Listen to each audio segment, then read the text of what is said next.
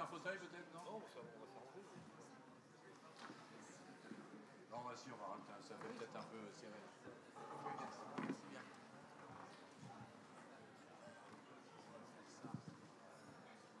Peut-être de repousser un peu sur... Pardon, Adrien. Ah, pardon. Je me décale à gauche. Il faut bien que...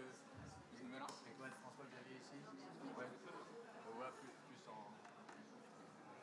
Moi, je me mets là? Ouais, ça. Je verrai mieux l'écran, de toute façon. Hop, ouais, c'est mieux.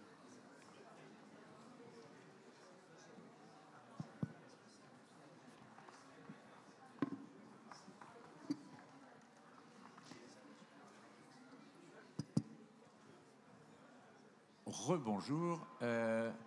Nous allons ouvrir la séquence du deuxième baromètre des assises, parce que je tiens à remercier une fois Jean-Marie qui s'éclipse discrètement pour cette collaboration que nous avons entamée depuis plus de 10 ans sur ce que nous avons appelé le baromètre social des assises, qui, comme vous venez de l'entendre, fait un point annuel sur à la fois la situation de l'emploi chez les journalistes et en même temps sur un focus particulier. Cette fois, c'était les collectifs.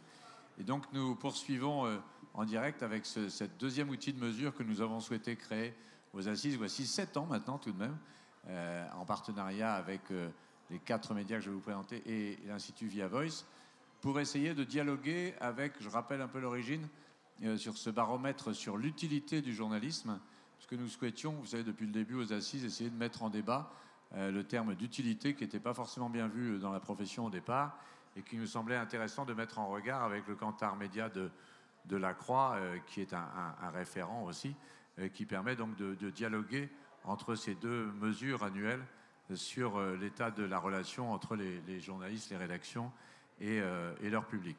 Donc l'utilité, pourquoi? Parce qu'il nous semble que si on veut regagner un jour la confiance de nos publics, c'est pas en criant confiance, confiance, confiance, mais en prouvant notre utilité servicielle, notre utilité démocratique, notre utilité à être des médiateurs dans le débat public qui apportent une information de qualité.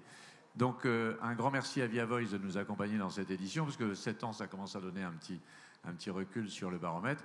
Et merci surtout aux 4 médias sans lesquels ce baromètre n'existerait pas, parce que ce sont eux qui le font vivre. Et avec une nouveauté cette année, c'est pour ça que je prenais la parole. Sans ça, je ne l'aurais sans doute pas fait, puisqu'il y a les historiques du service public qui donc accompagnent ce baromètre depuis le premier jour. Donc France Télévisions, représentée aujourd'hui par Pascal Doucet-Bon, Radio France, me permet de dire un peu ma maison d'origine, représentée aujourd'hui par Léopold Strajnik, et puis France Média Monde, représentée aujourd'hui par Frédéric Misselin pour la partie RFI. L'année dernière, c'était France 24 qui était présent. Et la nouveauté, et nous en sommes extrêmement heureux, c'est la présence de François-Xavier Lefranc ici, responsable de l'information de Ouest France, puisque Ouest France a bien voulu s'associer à cette démarche de long terme et donc s'associer à cette prise de mesure annuelle sur ce qui fait ou ne fait pas l'utilité du journalisme et comment elle est perçue.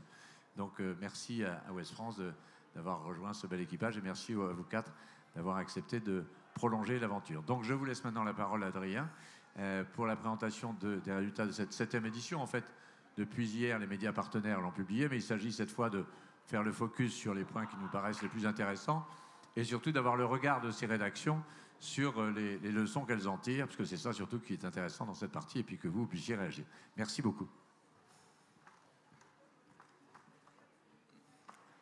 Merci beaucoup, Jérôme. Bonjour à toutes et tous. Alors, on va essayer de passer en revue un maximum, sans vous abreuver trop de chiffres, des résultats de ce baromètre, qui est donc la 7e édition du baromètre que Via Voice réalise pour les assises du journalisme, avec une petite particularité cette année. Alors peut-être juste un rappel méthodologique sur la slide méthodologie qui suit celle-ci. C'est une étude qu'on a réalisée auprès de 1000 personnes. Le terrain a été fait, donc c'est-à-dire les dates d'interrogation du public, a été fait du 9 au 13 mars. Donc on était évidemment au cœur de la crise socio-politique qu'on vit actuellement. Et évidemment, c'est donc la 7e édition, donc on a un certain nombre de rappels qu'on présentera tout au long des slides et des résultats de ce rapport. Alors une première partie de questions qu'on pose chaque année pour les assises du journalisme, avec une première grande question, sont les slides qui suivent. Une première grande question sur l'utilité du journalisme, c'est ce qu'on appelle donc une question barométrique qu'on pose depuis 2018, c'est la slide suivante. Donc diriez-vous que le journalisme est un métier? 84% des Français nous répondent que c'est un métier utile cette année. Donc c'est plus de 8 Français sur 10, ça reste un résultat significatif. On a un certain nombre de professions et de corps sociaux qui aimeraient se réclamer d'un tel niveau de confiance dans cette utilité-là, mais c'est 6 points de moins que l'an dernier, et c'est le plus bas niveau historique depuis 2018 de confiance dans l'utilité de journalisme, ou plutôt de croyance dans l'utilité du journalisme. On était à 86% en février 2020, au cœur de la crise des Gilets jaunes. On est 2 points de moins qu'en 2020 et donc 6 points de moins que l'an dernier. Donc, encore une fois, 2 lectures, c'est moins 6 par rapport à l'année dernière. Ça s'explique, on est dans un contexte particulier et le journalisme, comme profession et comme institution, étant aussi un thermomètre de la bonne santé sociale de la société française, c'est une baisse qui s'explique. Sur la slide suivante, on a quelques informations sur les âges. On voit que les grosses baisses très rapidement se font sur les publics 60 ans et plus, donc plutôt seniors, cadres.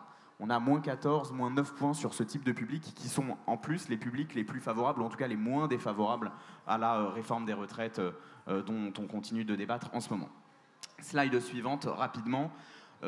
Quelle est l'information à laquelle vous faites le plus confiance? Donc on a 76% de l'opinion qui continue et qui renouvelle sa confiance dans l'information dite professionnelle, donc celle qui trouve dans les médias professionnels. C'est un score en légère baisse et 10% des Français déclarent qu'ils font d'abord confiance dans l'information que leur relaie leur entourage. Là aussi, sur la slide suivante, on a quelques détails intéressants sur les âges. Les 18-24 ans font confiance à 65% dans l'information qu'ils trouvent eux-mêmes. On monte à 85% pour les 60 ans et plus, donc 20 points de différence là-dessus. Et à l'inverse, les 18-24 font confiance à 21% dans l'information qui leur est transmise. 10 points de plus que la moyenne. On descend à 3% chez les seniors. Donc un gap générationnel sur cette croyance dans l'information professionnelle ou dans l'information qu'on relaye. Sur la slide suivante, on a testé très rapidement quelques affirmations, ce qu'on fait chaque année. 2 choses intéressantes ici. L'affirmation selon laquelle le journalisme existera toujours. On ne peut pas imaginer une société sans médias. On était à 87% d'affirmation dans la société française l'an dernier. On était à 83%. Donc c'est en ligne vraiment avec la première information du baromètre. C'est ce caractère un peu indispensable, indépassable du journalisme comme institution. Et comme indispensable dans une société démocratique, c'est l'affirmation suivante, qui est une affirmation donc partagée par 80% de la population française, en léger recul par rapport à l'année dernière. Sur la slide suivante, à titre personnel, qu'attendez-vous en priorité des journalistes et des médias? On va la revoir un petit peu plus tard dans le baromètre, de manière plus conjoncturelle, mais toujours vérification des informations fausses et apport d'informations pratiques utiles au quotidien. Et peut-être une chose intéressante aussi, on a un tiers de l'opinion qui attendent des journalistes qui les aident à leur se faire un avis, une opinion. C'est un score en légère hausse par rapport à l'année dernière. Et on verra tout au long du baromètre aussi que c'est une information importante. On attend de plus en plus un journalisme utile, un journalisme qui aide à se construire et à se forger une propre opinion. Slide suivante, les thématiques sur lesquelles on fait le plus confiance. Donc on le voit en fait, on a un top sport, culture, 80% de confiance. 8 Français sur 10 font confiance aux journalistes quand il s'agit de parler sport et culture. Et on descend à l'inverse tout en bas à 43% de confiance s'agissant de la vie politique, 54% s'agissant d'économie. Slide suivante, ça c'est le détail sur les âges qui ne nous intéresse pas nécessairement ici. Le goût de l'information. Donc ça, c'est la partie d'actualité, des questions qu'on n'avait pas posées l'année dernière et qui ont été sélectionnées en partenariat avec les Assises du journalisme pour mesurer, mettre un maximum d'informations et de données objectivées sur ce rapport au goût de l'information. Première question sur ce focus-là, sur la slide suivante.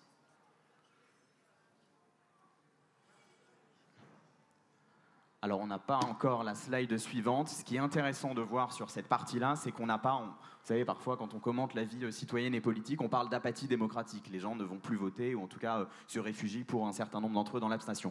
En l'occurrence, s'agissant du journalisme, on ne constate pas d'apathie informationnelle, puisqu'on a 95%, c'est-à-dire la quasi-totalité en fait, de la population française, qui déclare s'informer au moins une fois par semaine. Et on est même à 69, donc 7 Français sur 10 s'informent chaque jour. Donc pas d'apathie informationnelle là-dessus. Sur la suite, La slide suivante, pour vous informer, est-ce que c'est selon vous quelque chose d'utile? 88% des Français sont d'accord avec ça. Quelque chose de plaisant, on est à 60% d'opinions qui trouvent que s'informer, c'est quelque chose de plaisant. Donc c'est là qu'il y a peut-être encore une marge de progression. Ce sont des chiffres qui s'expliquent, parce qu'on va voir à la suite de cette question. Mais on descend, effectivement, seuls 6 Français sur 10 aujourd'hui trouvent que s'informer, c'est quelque chose de plaisant. Ils sont d'abord intéressés par une information qui concerne la France, évidemment. On est dans un contexte aussi et dans une conjoncture médiatique où les sujets qui font la une sont des sujets éminemment nationaux, puis ensuite des sujets qui concernent leur ville à 43%. On voit que les sujets monde ne concernent que 30% des Français. Slide suivante. Le goût de l'information, l'évolution de l'information. Donc ensuite des questions qui suivent cette slide-là sur la manière dont les Français ont perçu les différentes manières de s'informer ces dernières années. Ces 3 dernières années ont été marquées par des crises. Ces événements vous ont plutôt donné le sentiment d'avoir davantage le goût de vous informer. Ça concerne un quart de la population française. Plutôt le sentiment d'avoir perdu le goût de vous informer. C'est un tiers, 32% de la population française qui considère que ces informations-là et les différentes crises qu'on a traversées ont affecté leur goût de s'informer. Alors pourquoi ? Ce sont les slides qu'on voit après. Alors peut-être d'abord, oui, effectivement, les incendies, les sécheresses liées à l'urgence climatique, on voit que la question climatique reste un sujet et de plus en plus en réalité sur lesquels les Français ont davantage envie de s'informer. Le débat sur la réforme des retraites aussi à 46% et la guerre en Ukraine à 46% aussi ont accentué ce désir parce que aussi ce besoin d'information. Je pense que les 2 éléments sont évidemment liés. On a envie, on a besoin de s'informer sur des sujets qui peuvent paraître techniques. C'était le cas de la réforme des retraites, évidemment, au début. Maintenant, l'opinion commence à maîtriser à peu près les différents sujets. La guerre en Ukraine, bien sûr, et puis les incendies, les sécheresses, puisqu'on est vraiment dans ce journalisme de solutions dont nos partenaires pourront parler un petit peu plus tard. Slide suivante. Pour quelles raisons avez-vous le sentiment d'avoir perdu le goût de vous informer? L'information trop anxiogène pour 3 quarts des Français. Et ensuite, un journalisme de répétition, pareil pour les 3 quarts des Français. 74 et 73% des gens mettent en avant le caractère anxiogène de l'information, une donnée qu'on avait mesurée dans le baromètre de l'année précédente. Et 73, les répétitions. Alors évidemment, des répétitions, ça peut être des médias les uns par rapport aux autres, mais aussi, c'est le phénomène chaîne d'info, d'une même chaîne qui répète sur un même journal ou une même plage horaire d'1 heure plusieurs fois les mêmes infos. Ce sont des choses auxquelles l'opinion est de plus en plus sensible. Selon vous, ces dernières années, la qualité de l'information délivrée par les journalistes s'est détériorée pour plus d'1 Français sur 2. 54% de notre échantillon déclarent que l'information s'est dégradée. Et si on leur demande sur la slide suivante les raisons pour lesquelles ils ont ce sentiment, une information parfois fausse et trop vite relayée, l'information trop orientée, pas assez impartiale, et à nouveau un journalisme des répétitions. 62% des Français nous disent que c'est parce que les journalismes se répètent qu'ils ont le sentiment que ce journalisme-là s'est dégradé. Aussi en raison, on l'a vu, d'impartialité. C'est toujours le cas sur des sujets sensibles et plutôt politiques comme ceux qu'on connaît actuellement. Et une information fausse et trop vite relayée. On verra que ces 3 dimensions-là se retrouvent dans plutôt une projection positive sur ce que doit être le journalisme de demain. C'est les slides qui suivront. Et pour ceux qui ont le sentiment que l'information s'est améliorée ces dernières années, une information qui sert davantage au débat public et une information qui est claire. 59 et 55% des Français mettent d'abord ces avantages-là au crédit du journalisme pour ceux qui pensent qu'il s'est amélioré.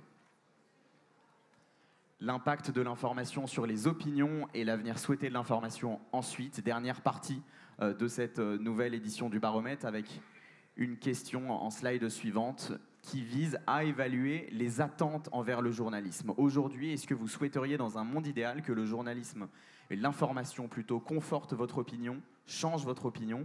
Ni l'un ni l'autre répond en large majorité l'opinion, puisque 7 Français sur 10 considèrent que ça n'est ni un journalisme de confort pour conforter, ni pour infirmer une opinion, mais simplement un journalisme pour parvenir à se fabriquer, à se faire sa propre opinion.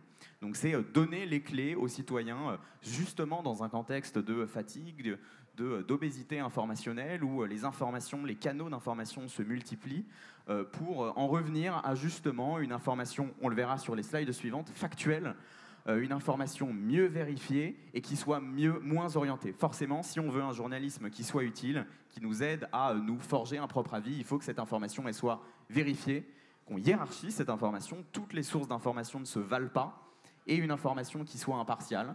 Intéressant aussi ce troisième niveau de réponse sur une information plus claire, moins de jargon, puisque forcément, quand on prend en cours une série d'informations, parfois le jargon, et on le voit sur la réforme des retraites, est compliqué, et on attend aussi des journalistes, l'opinion, on attend une explication d'un certain nombre de termes, parfois techniques, dans les sujets d'actualité. Voilà pour les grandes informations de ce baromètre. J'espère que je n'ai pas dépassé mon temps, et l'idée maintenant, évidemment, c'est de recueillir des verbatims, des témoignages des partenaires des Assises du journalisme, Ouest France, France Média Monde, Radio France et France Télé, pour illustrer ces chiffres-là. Merci beaucoup.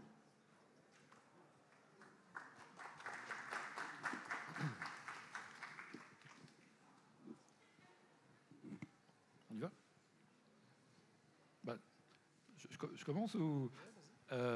juste 2 mots pour dire qu'Ouest France est très heureux de s'associer aux confrères sur cette étude. Très heureux d'être ici aux Assises du journalisme, parce que c'est un moment absolument essentiel et indispensable pour parler du métier. On a besoin de se retrouver pour en parler, donc je tenais à le dire. Je trouve, moi, qu'il y a à la fois un côté inquiétant et il y a à la fois un côté extrêmement rassurant. Alors, évidemment, les tendances que ça exprime d'une année sur l'autre, c'est-à-dire cette espèce de tassement un peu brutal sur la nécessité du journalisme et sur le regard qu'on porte sur le journalisme, peut-être qu'il s'explique par l'actualité, assez anxiogène, peut-être qu'il s'exprime aussi par la montée du sentiment de mépris dans la société, parce que c'est quand même le cas en ce moment, et que plus on se sent méprisé, plus on en veut aux institutions et plus on en veut aux médias en général, parce qu'on dit les médias. Donc j'essaie de me rassurer en me disant que ça peut sans doute expliquer ça, mais en même temps, je trouve que cette étude, elle nous dit très fortement que nous sommes attendus, et que nous sommes attendus sur les fondamentaux du métier. C'est-à-dire, vous n'êtes pas là pour décider à ma place, vous n'êtes pas là pour me faire mon opinion, je vais me la faire moi-même, mais vous êtes là pour m'éclairer, et vous êtes là pour m'apporter les éléments du débat. Et c'est dit quand même extrêmement fortement. Et ça, je trouve que c'est extrêmement rassurant, voire extrêmement encourageant, et que ça doit nous rendre très optimistes sur l'avenir de notre métier. Après, il y a la façon dont on le fait. Oui, c'est vrai qu'une mauvaise nouvelle semble souvent plus facilement une information qu'une bonne nouvelle.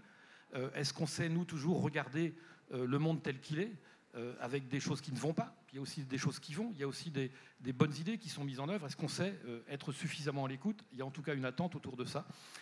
Mais je crois que ça nous ramène aux fondamentaux, et c'est ce que je voudrais retenir de cette étude-là, parce que le journalisme, il y a des fondamentaux dans le journalisme qui sont rappelés. Eh bien, concentrons-nous là-dessus, et je pense que le monde ira mieux. Oui, moi je suis assez d'accord avec ta vision, et surtout sur... on voit qu'il y a beaucoup d'attentes sur le métier de journaliste, notamment sur une sorte d'ambition éditoriale que le public attend des journalistes aujourd'hui, et la critique qui nous renvoie justement sur ce sentiment de répétitivité, parce que c'est vrai que quand on se balade, on lit les journaux, on écoute la radio, on lit les réseaux sociaux, on a le sentiment que c'est toujours la même info qui est ressassée. Comme on connaît aujourd'hui les habitudes du public, on consomme l'information via divers canaux, et ben quand on arrive au 3e, 4e, 5e canal et que c'est toujours la même information qui est ressassée, on a effectivement ce sentiment de répétitivité de l'info. Donc de l'ambition là-dessus sur éditorialement les attentes des journalistes, c'est primordial. Mais moi je retiendrai aussi ce chiffre.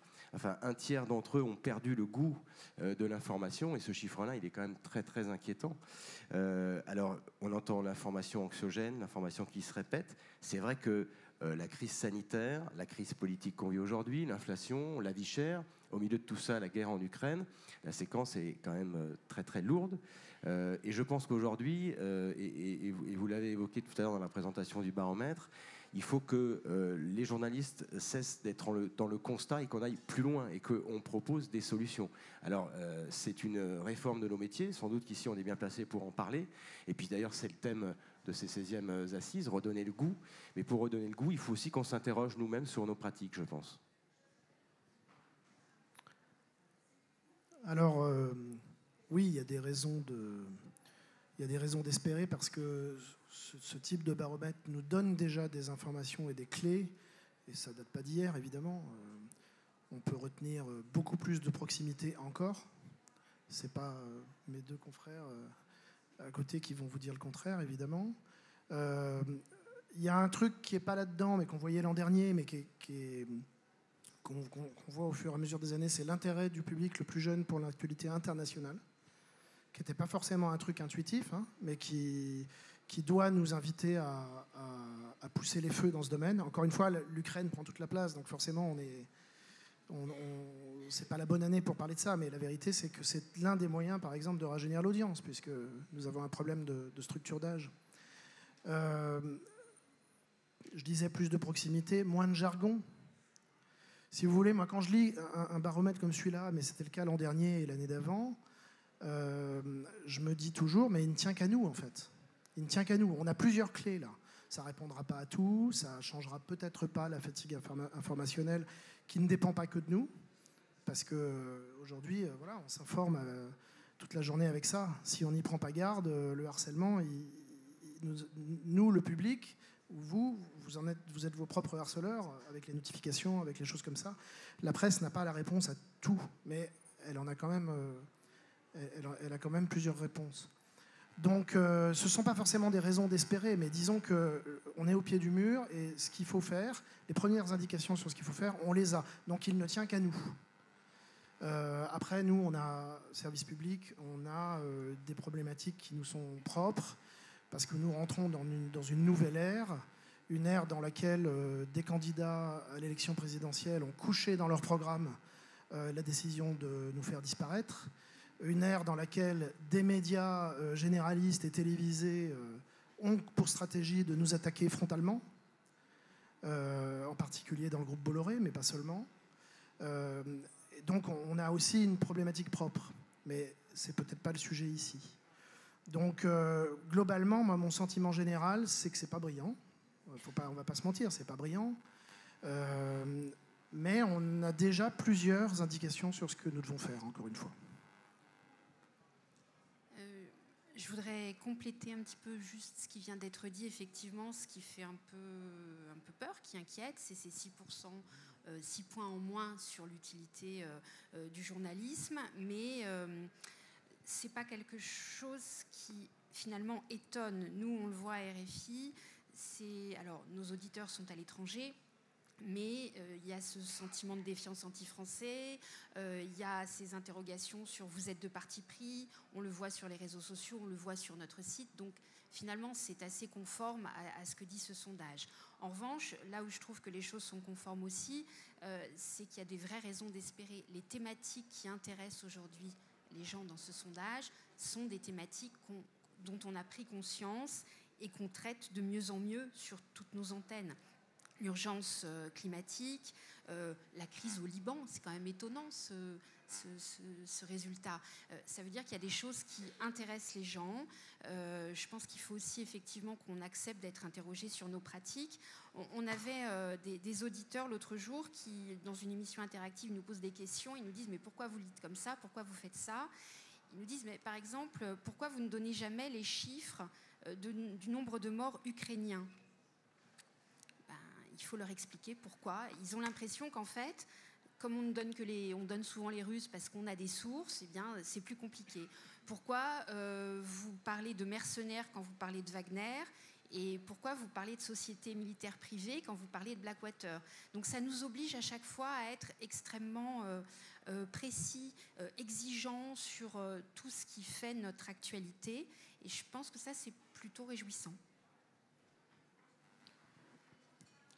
Il y a une donnée, moi, sur laquelle qui m'a frappé, c'est les 35% de personnes interrogées qui pensent qu'une information de qualité, ça se paie. Ça veut dire en creux que les autres pensent que ça ne se paie pas. Et ça pose évidemment un sérieux problème. Si on parlait, je ne sais pas, d'alimentation, d'une baguette, on se pose pas la question de savoir si ça se paye ou pas. Et là, la question est posée. On pense même que ça devrait être gratuit. Cette question-là, elle est centrale. Elle est centrale parce que quand on parle de la confiance qu'ont les gens dans le journalisme, on parle souvent de l'indépendance. Et souvent, c'est le reproche qui peut nous être fait. Vous n'êtes pas indépendant parce que vous touchez des subventions de l'État, parce que vous avez de la publicité, et ainsi de suite. Et selon le statut qu'on peut avoir, évidemment, on est plus ou moins attaqué. Et on rêverait tous de ne dépendre que de l'abonnement ou de l'argent des gens qui nous lisent parce qu'ils ont confiance en nous. Ça, c'est sûr que ce serait le modèle idéal, mais les choses ne sont pas aussi simples. Je trouve que ce point-là est un peu inquiétant parce qu'il faut qu'on dise aux gens que l'information de qualité, ça a un prix. Je veux dire, les journalistes, ils ne sont pas condamnés à faire la manche la moitié de la semaine et des enquêtes l'autre moitié. Je pense qu'un journaliste qui travaille bien, il doit, comme tout le monde, gagner sa vie normalement. Et donc, il faut qu'on trouve des modèles économiques, qu'on les défende, qu'on les explique. Et là, je crois, comme vous le disiez, Frédéric, on doit être en conversation permanente avec notre public pour expliquer ce qu'on fait, expliquer qui on est, expliquer comment on travaille, expliquer nos choix.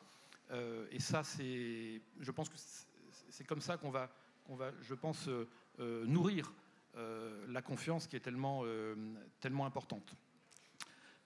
Et puis il y a un autre point, mais je ne voudrais pas monopoliser la parole, c'est la question de la proximité. Nous sommes dans un pays très jacobin.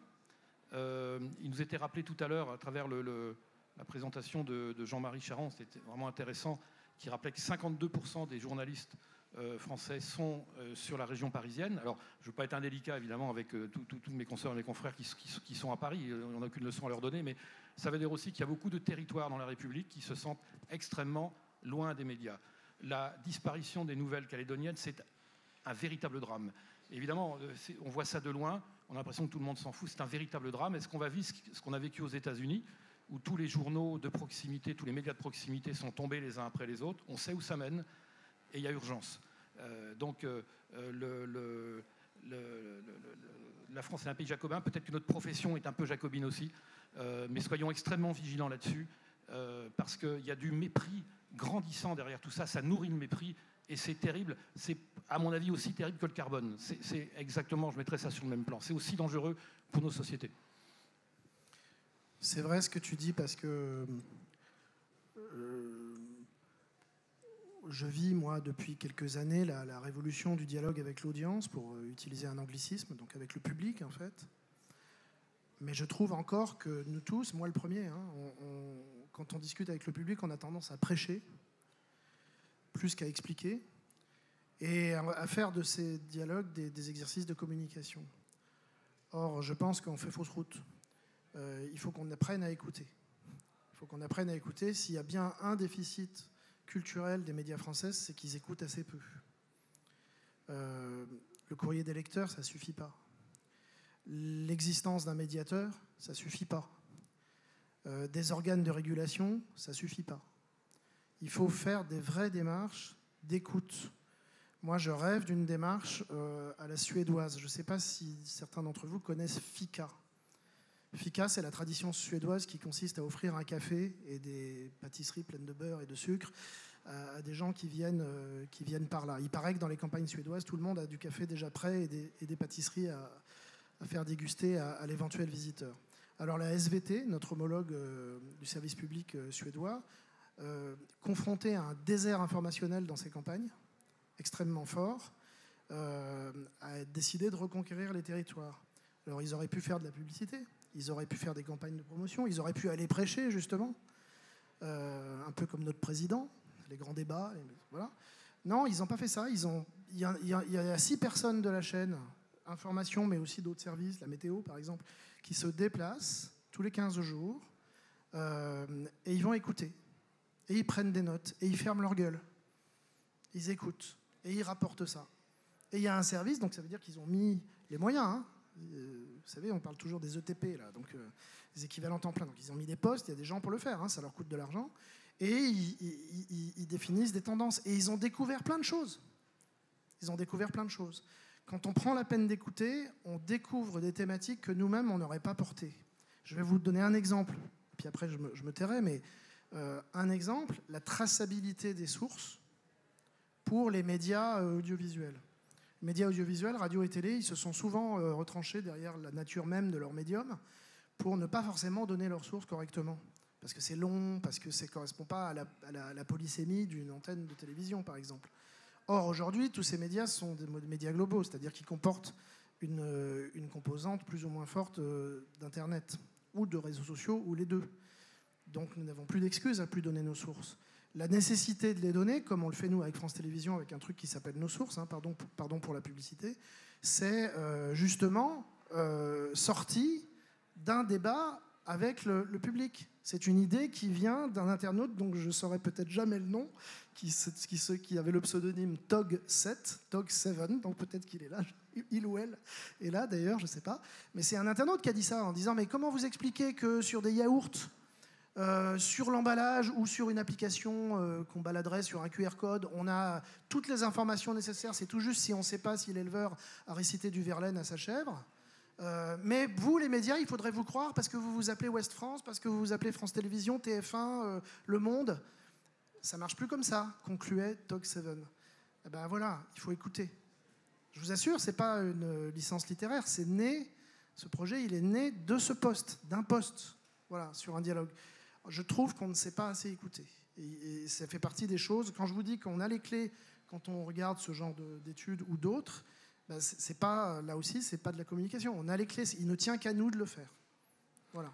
J'espère qu'on progresse, mais peut-être pas assez vite. Je rebondis sur ce que vient de dire Pascal. Je vais vous raconter une expérience qu'on a menée l'année dernière pour cette année présidentielle.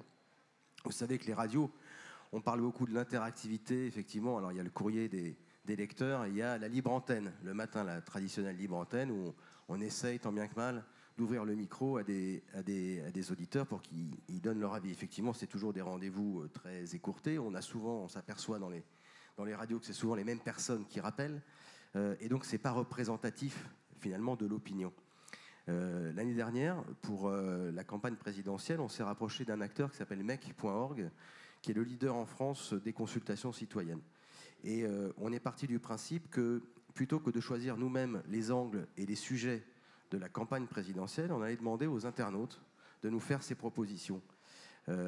Et au moment où les médias les premiers médias qui se lançaient dans cette course effrénée de la campagne commençaient déjà à expliquer que la question de la sécurité serait une fois de plus le sujet majeur qui ferait la différence, on a eu des remontées, les premières remontées de cette consultation ont mis en avant un autre sujet. On n'aurait jamais eu l'idée nous-mêmes de mettre ce sujet en tête de liste. C'était la question de la probité des élus, de la responsabilité des élus. Alors nous, c'est vrai qu'on travaille, les journalistes, en proximité avec les élus. On les voit évidemment très souvent, puisqu'on les invite sur nos antennes. Donc on n'avait pas pensé spontanément. Effectivement, il y a des affaires, il y a toujours eu des affaires, mais nous, on sait foncièrement que les élus, ils ne sont pas plus visés par des affaires que le commun des mortels. Et donc, on n'aurait jamais eu l'idée de mettre en avant ce sujet. À l'arrivée, cette consultation, elle a battu le record des consultations en ligne. Il y a eu 1 million de participants et 7 millions de votes. Et à l'issue de cette consultation, ce thème était toujours en tête de liste.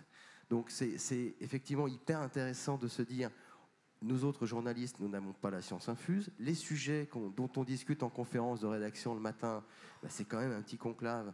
Et on a bien intérêt d'ouvrir nos rédactions et de s'ouvrir au sujet de préoccupation du public. Et peut-être que c'est le départ, effectivement, pour essayer de résoudre ce problème de défiance qu'il y a à l'égard du public. Alors, on s'est beaucoup posé la question pendant les Gilets jaunes, parce qu'on a été choqués. La plupart des journalistes qui ont couvert les Gilets jaunes, ils sont arrivés sur les ronds-points. Ils ont été très, très choqués de l'accueil. On ne s'attendait pas à ça. On était associés au pouvoir, on était une institution qu'il fallait détruire. Et ça a été très dur, ce miroir qu'on nous a renvoyé. Et derrière, à ce moment-là, on s'est posé la question de parler de la fabrique de l'info. Donc on a commencé, les uns les autres, à ouvrir nos rédactions pour justement accueillir le public et montrer comment on fabriquait cette info. Et c'est vrai que le soufflet est un petit peu retombé, alors qu'on le voit à travers ce baromètre, la défiance est toujours là. Donc il faut qu'on continue avec ce type de démarche. D'ailleurs, je crois que ce soir, il y a une rencontre entre 50 journalistes et 50 citoyens, ici, hein, dans le cadre des assises. Et il faut qu'on ait tous, je pense, en tête ce type d'initiative. En tout cas, on a été très surpris par les résultats de cette consultation et depuis, on continue d'essayer de travailler avec eux parce que voilà, on attend aussi des remontées du public avant de prendre des décisions éditoriales. Oui, en vous écoutant, je me dis, est-ce que demain, dans nos rédactions, on co-construit la ligne éditoriale ou le contenu des programmes avec les gens qui nous lisent ou qui nous écoutent, quoi, finalement ? Oui, mais si tu regardes bien, c'est déjà, on entrevoit ça. Regarde le journal Météo-Climat qu'on vient de créer. On a rallongé le journal pour parler de climat et pas seulement de météo dans ce qu'on appelle le bulletin météo, mais que nous, on appelle le JT météo depuis déjà longtemps. Bon, l'essentiel de cette nouveauté, c'est de faire poser une question par le public, grâce à un QR code. Enfin, on a des trucs à la mode, évidemment, pour promouvoir ça. Et donc, en fait, c'est quasiment une co-construction, parce que c'est vraiment les questions qu'on voit arriver majoritairement. D'ailleurs, dont certains d'entre nous trouvent qu'elles ne sont pas toujours pertinentes. Celle d'hier soir, par exemple, moi, je ne l'ai pas trouvée très pertinente, mais il se trouve qu'elle était massivement posée par le public, donc on a respecté ce choix-là. Donc, ces petits éléments de co-construction, on les voit. Après, je dis juste méfiance, quand même, parce que le journalisme, c'est un métier. Donc, co-construction, d'accord, mais jusqu'à un certain point. Et puis méfions-nous aussi de tous les washings de la Terre. J'ai vu qu'il y avait des rédactions qui invitaient le public à leur conférence de rédaction en disant « Vous êtes le rédacteur en chef du jour ». Et puis quand on regarde le journal le lendemain, on s'aperçoit que c'est le même journal que d'habitude. Donc attention aux faux semblants marketing, hein, évidemment. Mais si on est sincère, cette écoute-là, appelons ça co-construction si on veut, elle est fondamentale, elle est au cœur de notre démarche aujourd'hui. Et je dirais même, moi, que vu les chiffres qu'on voit là, c'est presque une question de survie, en fait. Donc, le truc, il est là, la balle est dans notre camp. Mais là, pour l'instant, on a quelques exemples de notre bonne foi. Et puis, on a surtout l'affirmation de notre bonne foi. Donc, évidemment, vous êtes tout à fait en droit de ne pas nous croire sur parole. C'est à nous, maintenant, d'apporter les preuves. Ça sert à rien de faire « ils sont pas gentils, ils nous font plus confiance ». C'est pas... Ou alors, on est vachement sympa et on va vous convaincre qu'on est super sympa. Non, ça, c'est bullshit. Il n'y a pas d'amour, il y a que des preuves d'amour. Donc... Je reviens deux secondes sur ce que disait François-Xavier sur le coût de l'information, parce que ça aussi, c'est quand même important à expliquer. Il y a de la pédagogie autour de ça. Je pense que nous tous, là réunis, l'urgence climatique, on a mis les moyens là-dessus. Hein. C'est ce que tu disais, Pascal, ces nouveautés. Nous, on fait de la formation, d'autres font... Voilà, chacun a pris la mesure, et ça a un coût pour toutes les rédactions. Et je pense qu'il faut, par exemple, l'expliquer aux auditeurs, aux lecteurs, pour qu'ils comprennent que voilà, on a fait des choix qu'on assume et qui sont aussi pas anodins. Sur le climat, vous savez, les constats qu'on fait nous en interne, ils sont parfois encore plus durs que ceux du public. Voilà, la porte est fermée, on est entre nous, mais sur le climat, on s'est clairement rendu compte qu'on n'était pas bon, tout simplement parce qu'on n'y connaissait rien. Qu'il y avait trop peu de gens chez nous qui y connaissaient quelque chose. Donc, effectivement, processus de formation à l'université France Télévisions. Et maintenant, on forme à marche forcée. Il faudra le faire pour d'autres domaines. Voilà, je trouve que je suis assez surpris qu'il y ait beaucoup de compétences purement climat, au sens météorologique du terme, dans les rédactions. Il y a assez peu de compétences sur le marché de l'énergie. On voit encore beaucoup de bêtises. J'ai encore lu dans un journal national de référence hier qu'il y avait des terres rares dans les batteries des voitures, ce qui est totalement faux. C'est pas vrai, il y en a dans les téléphones. Donc voilà, on voit bien qu'il y a un problème de compétence sur les gros enjeux du moment. Peut-être même que sur certaines zones géographiques, puisque je vous parlais de la politique étrangère. Bon voilà, moi je suis pas loin de penser qu'on a un petit manque d'expertise sur certaines zones géographiques, même dans une grande rédac comme la nôtre. C'est évidemment pas le cas à France Média Monde, mais par essence. Mais chez nous... En tout cas, sur les questions climatiques, je trouve qu'on a là une occasion absolument... exceptionnel de renforcer le lien avec les gens qui nous lisent, parce que l'attente est immense, et donc il faut qu'on fasse des efforts à la hauteur de cette attente-là. Efforts de formation, nous c'est 100 journalistes là, qui vont être formés, c'est juste un début, il y en aura d'autres, et puis surtout c'est du reportage, c'est de l'enquête, nous sommes attendus, et ça rigole pas, les gens n'accepteront pas qu'on ne soit pas à la hauteur de ce formidable défi. Puis je voudrais vous faire part d'une interrogation qu'on a eue avec certains de nos lecteurs. On a créé à Ouest France il y a quelques années maintenant, c'était pendant le Covid, un service qui s'appelle Ouest France et vous. C'est des journalistes professionnels dont le boulot est d'écouter en permanence les questions, les remarques des lecteurs. Et voilà. Et donc hier, des lecteurs nous disaient, mais Sainte-Soline, si à la place des affrontements qui étaient attendus, il y avait eu simplement un grand débat, avec la parole donnée à chacun et du temps d'explication, y aurait-il eu autant de journalistes à Sainte-Soline ? Alors la question, évidemment, elle nous arrive comme ça, on répond, évidemment, on y sera allé, et c'est un vrai sujet. C'est un vrai sujet. Qu'est-ce qu'on est allé chercher à Sainte-Soline ? On a bien fait d'y aller, je pense, mais qu'est-ce qu'on est allé chercher ? Est-ce que c'est des images de guerre ? Est-ce que c'est de l'audience ? Ou est-ce que c'est du fond ? Est-ce que c'est de l'info ? Est-ce que c'est de l'éclairage ? Et ça, il faut vraiment se poser la question et ne pas... Parce que le piège nous est tendu en ce moment. Hein. Est-ce qu'on privilégie les images de violence? On sait où ça va nous mener. Le pouvoir n'attend que ça, d'ailleurs. Hein. Il nous dira, voyez, ça devient insupportable, maintenant il faut de l'ordre, c'est fini. Voilà. Ou est-ce qu'on privilégie les débats de fond sur les sujets posés, les retraites, l'eau douce et tous ces sujets-là? Et là, nous, on a une sacrée responsabilité. Donc je pense que, pour moi, c'est la question du moment, de ces jours-ci, de ces semaines. Et sur la façon dont on va y répondre, on va faire monter les courbes ou les faire encore descendre un peu. Oui, je suis d'accord avec toi. C'est vrai qu'on s'aperçoit de plus en plus. Déjà, les journalistes chassent en meute. Donc, quand il y en a un, eh ben, les autres arrivent. Et on a le sentiment, quand on regarde, qu'on écoute nos antennes, qu'on nous lit, qu'effectivement, on a toujours le même angle et qu'on insiste beaucoup sur le sensationnel, sur le côté violent, etc. Par mimétisme. Et parce qu'on a pris cette mauvaise habitude, pour beaucoup d'entre nous, de forcer le trait. Alors que, finalement, quand on se met à la place de nos auditeurs qui vivent parfois dans leur chair un certain nombre de crises, comme celle que j'évoquais tout à l'heure, et Dieu sait qu'on a de l'affection et pour nos auditeurs, généralement, qu'est-ce qu'on fait quand on a des mauvaises nouvelles à annoncer? On prend des précautions. On fait preuve de nuance. En fait, on s'aperçoit que souvent, dans nos propres pratiques, on fait exactement l'inverse. On ne prend pas de précautions, on pousse le curseur au maximum, on joue sur le sensationnalisme. Alors que les auditeurs, les lecteurs sont frappés dans leur chair, parfois par ces crises. Évidemment sur la crise sanitaire, aujourd'hui sur l'inflation par exemple.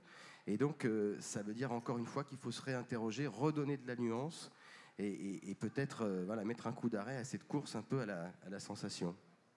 Je ne suis pas entièrement d'accord avec ce que tu viens de dire, parce que qu'on soit victime collectivement d'emballement médiatique, c'est une évidence. On tombe dans ces pièges-là assez régulièrement. Celui de la violence sur les manifs des retraites, honnêtement, on le voit venir. Et tu as raison, c'est un piège qui nous est tendu, de fait. Il n'y a pas de grand complot, mais je veux dire, c'est un piège que la situation nous tend. Mais il y a d'autres pièges qu'on ne voit pas venir. Donc oui, d'accord, effectivement, dans ce sens-là, on manque collectivement de nuances. Après... il existe un journalisme factuel qui est défendu par les titres qui sont représentés aujourd'hui, avec plus ou moins de spécificité. C'est aussi un journalisme de décryptage, et donc par définition de nuance. Mais ce qui se passe, c'est qu'actuellement, nous avons affaire à des contempteurs réguliers, quasi obsessionnels, qui, eux, ne s'embarrassent pas de nuances. Et globalement, les réseaux sociaux, et en particulier Twitter, ne s'embarrassent pas de nuances. La nuance, elle est en train de disparaître. Les hommes politiques se plaignent de la même chose, d'ailleurs. Même s'ils ont tendance à instrumentaliser eux-mêmes cette absence de nuance. Donc, oui, il y a un défi à remettre de la nuance, mais il est plus lié à des externalités qu'à nos propres pratiques, à mon avis.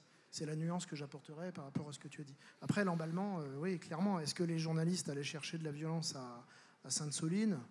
On peut dire, si on veut être un tout petit peu couper les cheveux en quatre, qu'ils venaient parce qu'ils pensaient qu'il y aurait de la violence. Voilà, mais ça revient à peu près au même. Soit dit en passant, est-ce que ça fait de l'audience ou pas?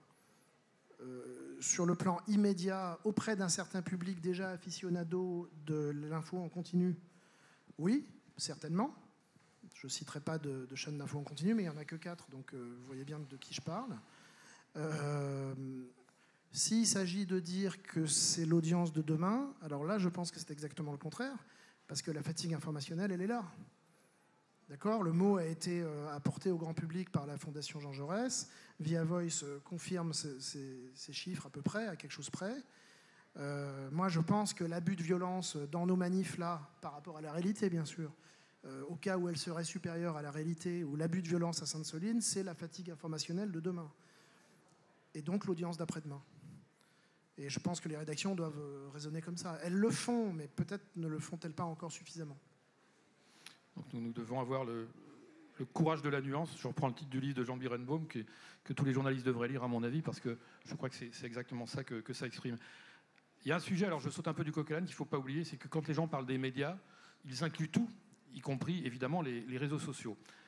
Nos sociétés ont accepté, parce que l'intelligence artificielle va plus vite que les réflexions éthiques et que les décisions politiques. Donc nos sociétés ont accepté que les réseaux sociaux, qu'on devrait appeler machines Afrique, parce que ce sont des machines Afrique, qui appartiennent à des milliardaires encore plus riches que nous, enfin encore plus riches non, mais des vrais milliardaires qui sont là pour faire du fric et qui, plus il y a de colère et d'énervement, plus font du fric. Donc c'est ça les réseaux sociaux, qui sont des réseaux asociaux, moi je les appelle comme ça. Mais nous avons accepté qu'ils ne soient pas responsables de ce qu'ils diffusent. Nos sociétés ont accepté ça et on va le payer. On a commencé, on va le payer. Et le journalisme va le payer de façon très forte. Nous, on a notre vieille loi de 1880, qui était une loi exceptionnelle, qui a permis le développement d'une presse libre et je pense compétente, à hauteur, qui a permis aussi de protéger les citoyens des éventuels excès de la presse. Les réseaux sociaux, c'est la loi de la jungle et c'est la loi du fric. Nous sommes inclus là-dedans, dans l'esprit de beaucoup de gens, et ça peut expliquer aussi la montée de défiance. En tout cas, ça demande pour nous une sacrée exemplarité dans la façon de pratiquer notre métier, et ça nécessite aussi qu'on explique sans arrêt, sans cesse, ce que l'on fait, qui on est et pourquoi on le fait. Je vous propose qu'on se garde une vingtaine de minutes pour des questions et consulter le public. Donc, si vous avez des questions pour les intervenants sur le baromètre ou autre, n'hésitez pas à les poser.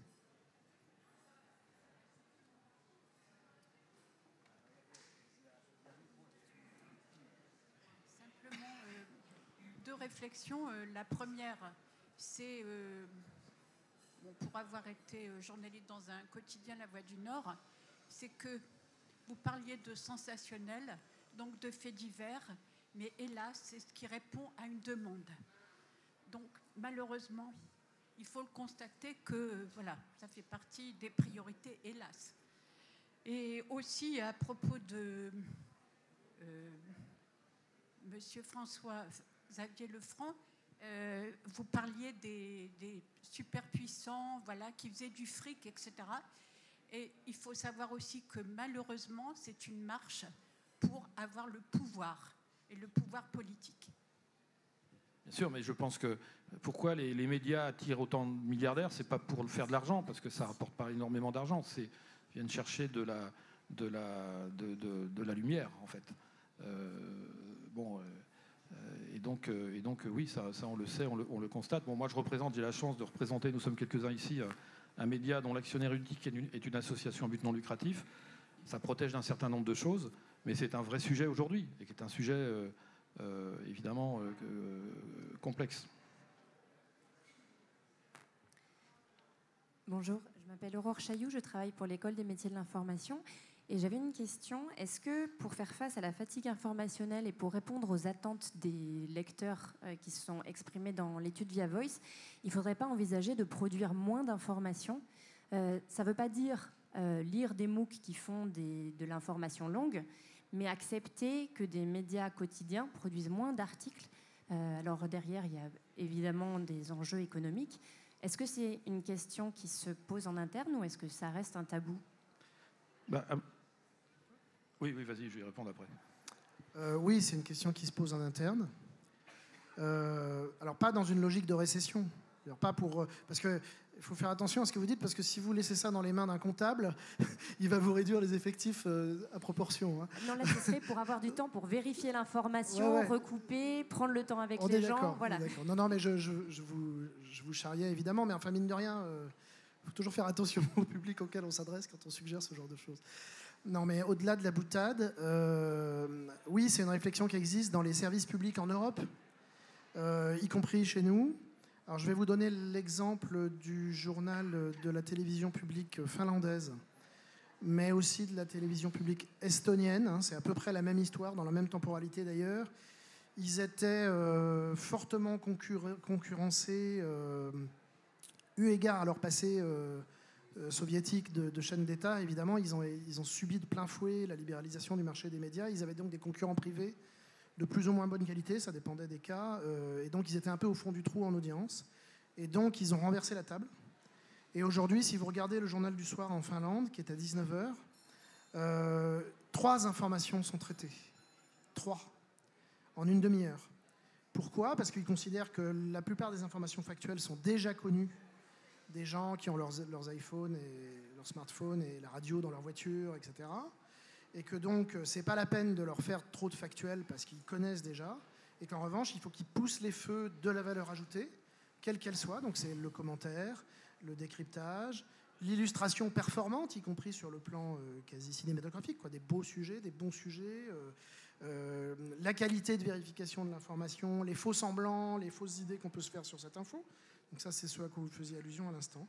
Et donc, ils sont allés très très loin. Si vous regardez les journaux télévisés de France 2 et de TF1, depuis 20 ans, le nombre d'informations qui y sont traitées a déjà considérablement réduit.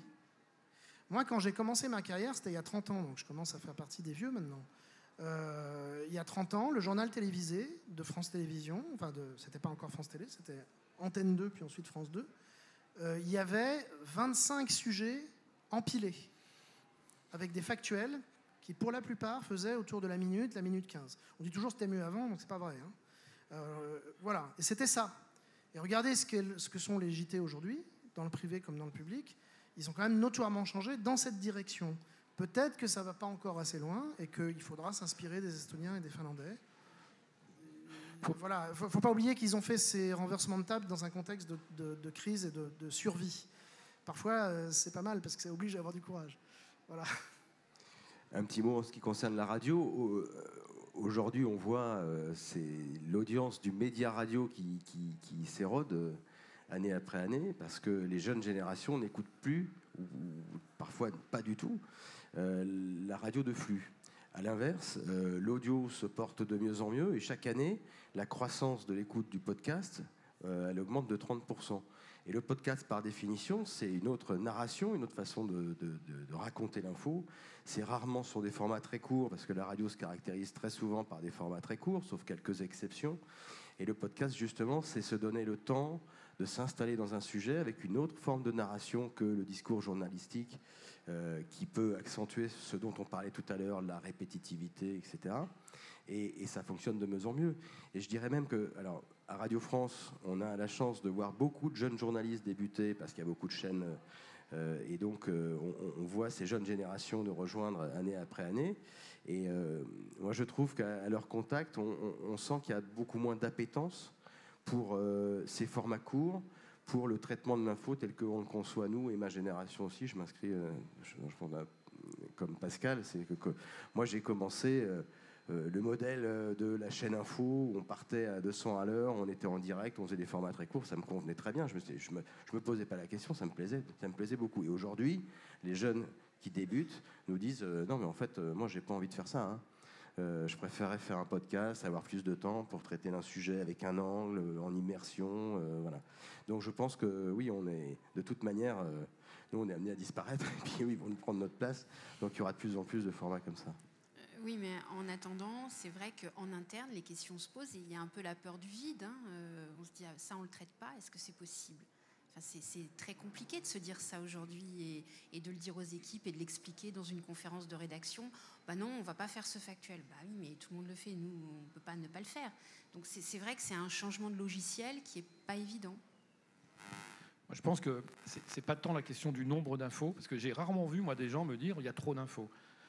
Mais la vraie question, et elle est compliquée, et je souris en regardant mes collègues parce qu'on a eu tellement de débats là-dessus. La vraie question, c'est est-ce que le journaliste a le temps de travailler ? Est-ce qu'il a le temps ? Le temps de regarder, le temps d'écouter, ce qui a été dit, le temps de vérifier, le temps de compléter. Je vais vous prendre un exemple. Parce qu'on a fait des papiers là-dessus l'autre jour, et j'ai encore ça en tête. L'histoire de la Poste. Si je vais vite, j'écoute le patron de la Poste qui me dit « Nous sommes en train de devenir un champion européen, c'est génial ». Et tant que je vais vite faire mon papier en disant la Poste est en train de devenir un champion européen, c'est une entreprise française. Voilà. Et puis si je perds un peu de temps à aller dans les zones rurales, rencontrer des gens, parler avec eux, qui vont m'expliquer qu'eux, ils n'ont d'abord pas d'ordinateur, ils n'ont pas accès à Internet. Le lien qui leur restait, c'était le courrier qui arrivait le lendemain, et que ça, on l'enlève. C'est-à-dire que la machine à exclure, elle tourne à plein régime. Si je n'ai pas pris le temps, je ne l'entends pas. Et je n'entends que le début. Et c'est ça le temps. Donc c'est bien ça le sujet du moment, le temps. Et beaucoup de jeunes journalistes, j'ai lu des articles intéressants dans le journal qui sort là, tous les jours, et c'est exprimé dedans. Les journalistes qui disent, mais on a l'impression de rentrer dans une broyeuse quand on rentre dans ce métier-là. Et ça, c'est terrible. Parce que si eux ont le sentiment de rentrer dans une broyeuse, je ne sais pas ce que ça va donner. Donc il faut peut-être arrêter la broyeuse, et puis voilà, organiser le temps. Isabelle. Moi, je voulais savoir... sous quelle mesure vous utilisez le baromètre via Voice pour hiérarchiser l'information dans vos rédactions? Est-ce que c'est juste un indicateur ou c'est réellement une base de travail pour vous? C'est un indicateur. C'est un indicateur général. Ce n'est pas un outil de management. Il n'est pas fait pour ça. Et de toute façon, il est transversal. Ce serait un outil de management s'il était spécifique à chacun de nos médias. Mais ce n'est pas le cas. Donc non, c'est un indicateur, mais ça ne veut pas dire que ce n'est pas important. C'est un indicateur politique au sens managérial du terme. Et donc après, je ne sais pas si j'interprète votre question ou pas, je ne sais pas, mais ce que votre question m'évoque, c'est que peut-être qu'il faut changer notre façon d'interroger le public. Alors, je vous ai parlé de l'écoute tout à l'heure, de l'écoute sans prêcher, c'est une chose. Et puis après, il y a la nature des études professionnelles que nous commandons à grands frais d'ailleurs, soit dit en passant, ça coûte très cher, monsieur via Voice. Et donc, on en commande quelques-unes, on n'en abuse pas parce que par manque de moyens, mais on en commande quelques-unes. Moi, je me demande dans quelle mesure, par exemple, on pose des questions sur le 20h, on leur dit est-ce que c'est compliqué? Je pense qu'aujourd'hui, c'est une erreur méthodologique. Ça ne sert à rien de leur demander si c'est compliqué. Une étude générale comme celle de Via Voice le fait très bien. Aujourd'hui, il faut tester le jargon. Il faut faire des vrais testings, il faut être beaucoup plus spécifique, puisqu'on sait sur quel thème agir. Donc, par exemple, si le problème est l'utilisation d'un vocabulaire compliqué et excluant, et il semblerait que ce soit le cas, il faut le questionner, et il faut le questionner plusieurs fois, pendant plusieurs années. Voilà. Moi, j'ai un fils qui est raisonnablement cultivé. Il a 20 ans aujourd'hui. Comme tous les gamins de sa génération, il ne regarde pas les JT, il n'écoute pas la radio généraliste, il écoute YouTube, quelques podcasts, etc. Il fait des études supérieures, donc on a affaire à quelqu'un qui est plutôt, voilà, on va dire, un futur CSP+, on va dire, je pense. Mais la dernière fois, il m'a dit « Mais papa, c'est quoi la place Beauvau ?» Nos journalistes, ils n'arrêtent pas de dire « Place Beauvau !» On répond que machin... Ben ouais, mais mon gamin, il ne sait pas ce que c'est la place Beauvau, quoi. C'est spécifique, c'est concret, c'est immédiat, c'est solutionnable. Mais Grenelle, encore faut-il poser les bonnes questions. Le Grenelle. Le Grenelle de la mer, le Grenelle de je sais pas quoi. Le Grenelle de quoi on parle, quoi. Mais, et puis souvent, ce jargon des journalistes, il cache en fait un truc très important. Hein. C'est que quand une profession se réfugie dans le jargon, c'est qu'elle ne sait pas expliquer. Et si elle ne sait pas expliquer, c'est parce qu'elle ne maîtrise pas le concept qu'elle est en train de dire. Alors, je ne parle pas du Grenelle ou de la place Beauvau, mais il y a certains concepts financiers. En ce moment, on parle beaucoup des finances de l'État. Je ne suis pas tout à fait sûr que tous nos journalistes qui les utilisent à l'antenne savent vraiment exactement de quoi il s'agit. Voilà, ça pose la question de la formation continue, ça pose toutes sortes de questions. C'est abyssal comme sujet, mais c'est fondamental. Madame. Oui, j'ai été un peu provoquée sur l'histoire du temps, là, parce que je me suis sentie visée. Je voudrais juste dire, moi, ça fait 33 ans que je fais ce métier, et ça fait 15 ans que je suis, enfin, depuis le début, je suis les assises. Et ce qu'il y a d'un peu qui me rend vraiment perplexe, c'est qu'on fait tous notre travail. Alors, notre boulot de journaliste, c'est un boulot d'écoute. Sinon, on ne peut pas faire de reportage. Si on n'écoute pas les gens, si vérifier les informations, c'est bien aller écouter ou lire. Donc, normalement, on écoute. On attend de nous qu'on vérifie. Ça tombe bien parce que c'est notre boulot. En fait, on attend de nous des tas de choses que normalement on fait.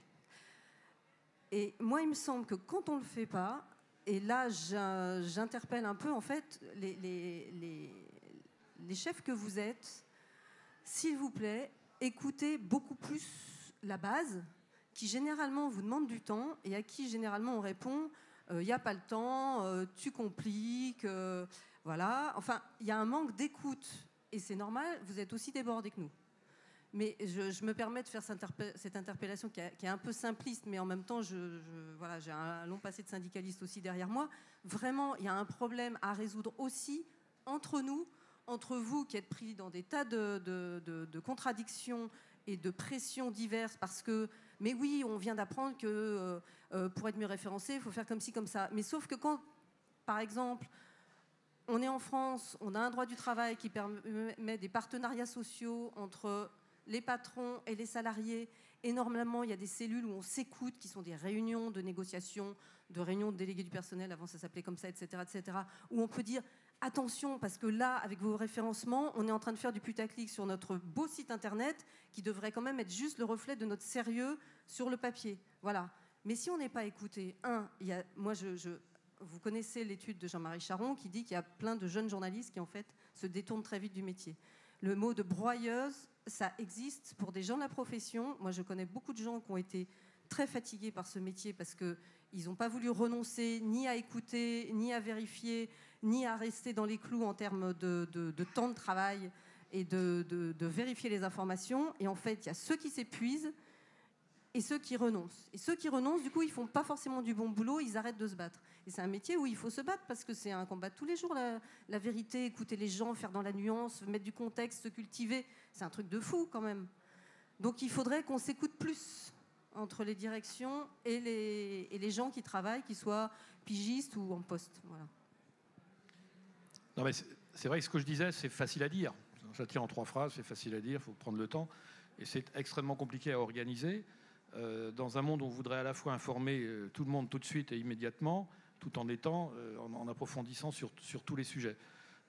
Donc ça, c'est un vrai sujet. Ça veut dire qu'il faut des organisations nouvelles, spécifiques, qui doivent être débattues, qui doivent être, et là je suis d'accord, il faut du dialogue.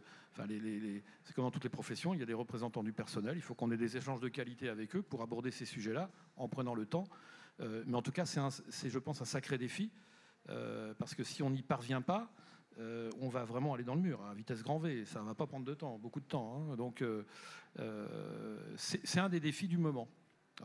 Comment prendre le temps du reportage. C'est-à-dire, je vous regarde dans les yeux et je vous écoute, je me tais, j'ai éteint mon téléphone et je vous écoute. Et c'est là que commence le métier, je crois.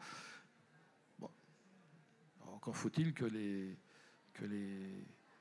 ceux qui possèdent les médias acceptent aussi ça. C'est-à-dire, qu'est-ce qu'ils en attendent ? Ça pose vraiment des problèmes de fond. Hein. C'est quoi le temps de journalisme utile ? Est-ce que c'est simplement celui où je gratouille, où je tapote mon clavier, ou est-ce que c'est celui où j'écoute ? Je pense que c'est d'abord celui où j'écoute, sinon je vais tapoter dans le vide. Donc, ouais. On n'a pas fini d'en parler. Est-ce qu'il y a d'autres questions dans la salle ?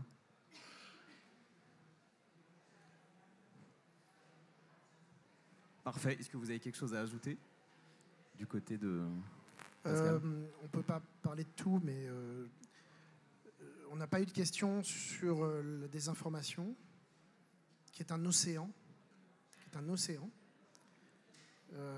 avec des tempêtes, des vagues déferlantes, et tout ce que ça suppose de puissant et de permanent, et qui est donc une mission supplémentaire. Tu disais, vérifier les infos, c'est intrinsèque au métier. Oui, bien sûr, sauf que maintenant, ça ne suffit plus.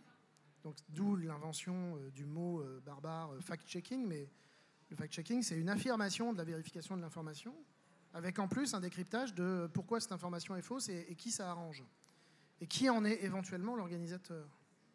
Il y a la sophistication de la communication des institutions, qu'elles soient privées ou publiques, de plus en plus puissants, de plus en plus sophistiqués, inventés par des gens de mieux en mieux payés. Et donc le journaliste se retrouve dans cette jungle à couper des lianes, telle demi-vérité, telle demi-vérité, se retrouve à arbitrer entre des demi-mensonges. Et ça, c'est une nouvelle donne, en fait. C'est une donne citoyenne et une fonction supplémentaire du journalisme. On peut être inquiet quand on voit qu'il y a aussi peu de gens qui nous considèrent comme utiles. Alors que là, pour le compte, le rôle démocratique de la presse, il est posé plus que jamais. Il a jamais cessé d'être posé, mais là, il est posé avec une acuité et une urgence inédites. Voilà. Donc, le principal combat, il est là. Et d'ailleurs, je pense que si on le gagne, si on continue à être des référents dans ce domaine, chacun à notre manière, alors peut-être que ces scores généraux là monteront. Je pense que la clé, c'est la désinformation.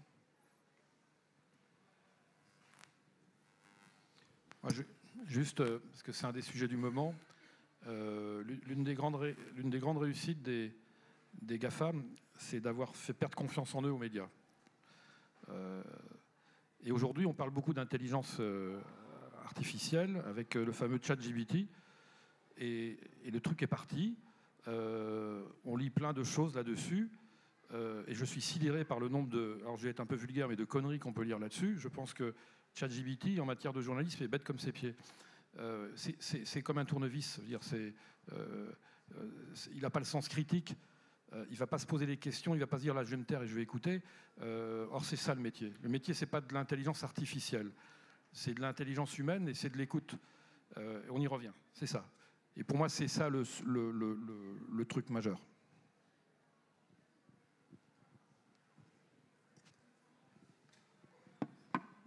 Non, juste un mot sur le fact-checking. C'est vrai que ce sont des rubriques qui sont très mises en avant dans un certain nombre de médias et nécessaires. Je trouve que parfois, ça éclipse un petit peu le travail des journalistes des services qui ne sont pas dans les fact-checking et qui font eux aussi leur travail de vérification. Et je pense qu'on en revient à la fabrique de l'info, où il faut vraiment qu'on se démarque et qu'on travaille en interne à expliquer comment on certifie l'info et pourquoi on communique des infos qui sont vérifiées. Et on ne peut pas se contenter de mettre en avant une rubrique de fact-checking. Et ça va demander du temps. Et ça va peut-être aussi nous demander du temps d'antenne. Donc, effectivement, ça va avoir des conséquences sur nos organisations de travail et sur nos supports. Mais je pense que c'est nécessaire si on ne veut pas voir ce baromètre nous annoncer des mauvaises nouvelles année après année. On dit là ? Non ? Oui ? C'est bon. Juste pour se dire quand même que l'utilité du journalisme, on la mesure aussi quand il n'y en a plus, quoi. Enfin, nous, on a été coupés dans certains pays et c'est là où on se rend compte que une information juste vérifiée, ça sert aussi au débat démocratique. Merci beaucoup Frédéric, merci Pascal, François-Xavier et Léopold. Et merci à toutes et à tous d'avoir assisté à cette conférence.